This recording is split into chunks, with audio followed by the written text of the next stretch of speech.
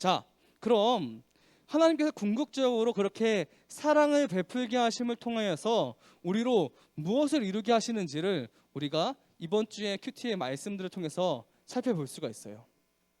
자, 이를 위해서 우리 좀 구체적으로 하나님께서 우리에게 어떻게 살아가게 했는지를 한번 좀 살펴보기를 원합니다. 나를 사랑하는 사람은 우리도 쉽게 사랑할 수가 있죠. 이거는 어느 누구나 다 평범한 사람이면 할 수 있다는 거예요. 그러나 하나님께서는 우리에게 더 큰 것을 요구하십니다.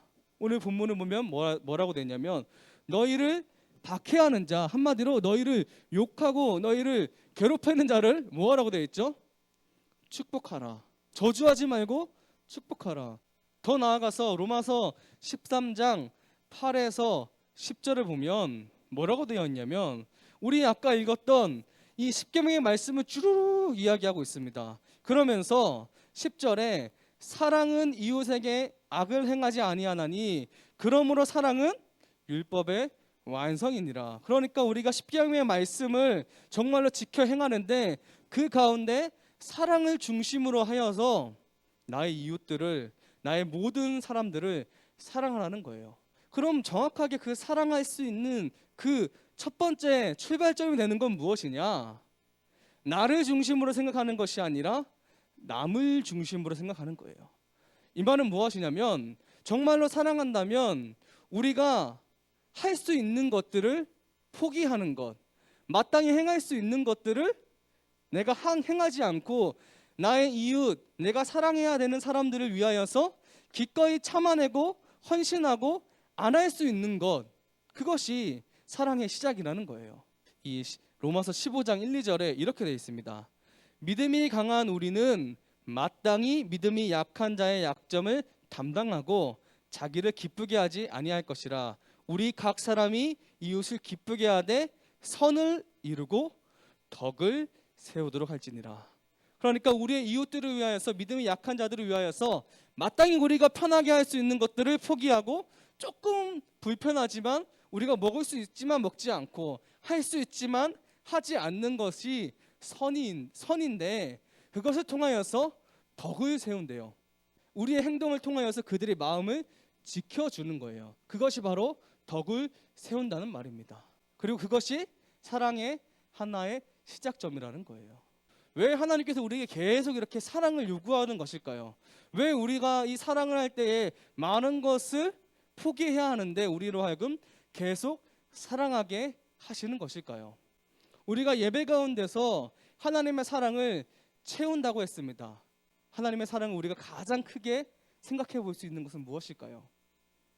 하나님의 아들 예수 그리스도께서 우리의 모든 죄를 용서하여 주시고 사하여 주시기 위해서 우리의 모든 죄를 대신하여서 죽으시고 부활하신 그 사건이 바로 하나님의 사랑을 가장 잘 알 수 있는 이야기입니다. 그때 예수님께서 어떻게 하셨죠? 예수님을 미워하고 욕하고 예수님은 채찍질하고 예수님을 십자가에 받는 이들까지 예수님은 저주하지 않았습니다. 오히려 그들을 위하여서 하나님께 복을 빌었습니다. 이것이 축복이죠. 예수님께서 먼저 우리에게 그러한 사랑을 베풀어 주셨다는 거예요.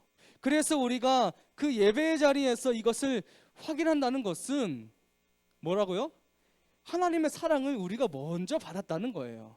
그래 그 은혜로 우리가 살아간다는 거예요. 우리는 죄인으로서 죽을 수밖에 없고 정말 영원한 죽음이 예정된 그 삶을 향하여서 정말 터벅터벅 좌절하면서 나아갈 수밖에 없는데 우리가 그렇게 살아가는 것이 아니라 예수 그리스도의 그 죽으심과 부활하심을 통하여서 우리에게 주어진 구원, 죄사함을 통하여서 더 이상 우리가 영원한 죽음이 아니라 영원한 생명이 있는 저 천국을 바라보면서 나아갈 수 있기 때문에 그러한 사람에게는 우리가 그 받은 사랑을 세상 가운데 전하는 것이 마땅하다는 거예요. 이해하셨습니까? 그렇기 때문에 우리는 조금 더 우리의 삶 가운데서 누릴 수 있는 것을 포기하면서까지 사랑을 베풀 수 있게 된다는 것입니다. 그리고 이렇게 했을 때에 최종적으로 우리에게 원하시는 것이 무엇이냐? 바로 우리가 오늘 읽은 이 말씀이에요. 내가 사랑을 하면 할수록 우리는 예수님의 사랑을 더 깊게 느낄 수 있다는 것입니다. 그래서 우리가 다시금 이렇게 주일에 함께 모여서 우리가 사랑했던 그 모든 것들을 나누면서 최종적으로 우리로 하여금 무엇을 하게 하시느냐, 바로 로마서 15장 4에서 6절의 말씀입니다. 사랑하는 우리 성안교회 중등부 여러분, 말씀대로 살아가는 것이 아까 제가 말했듯이 인내와 또 많은 고통과 정말로 내가 쟤를 어떻게 사랑을 합니까?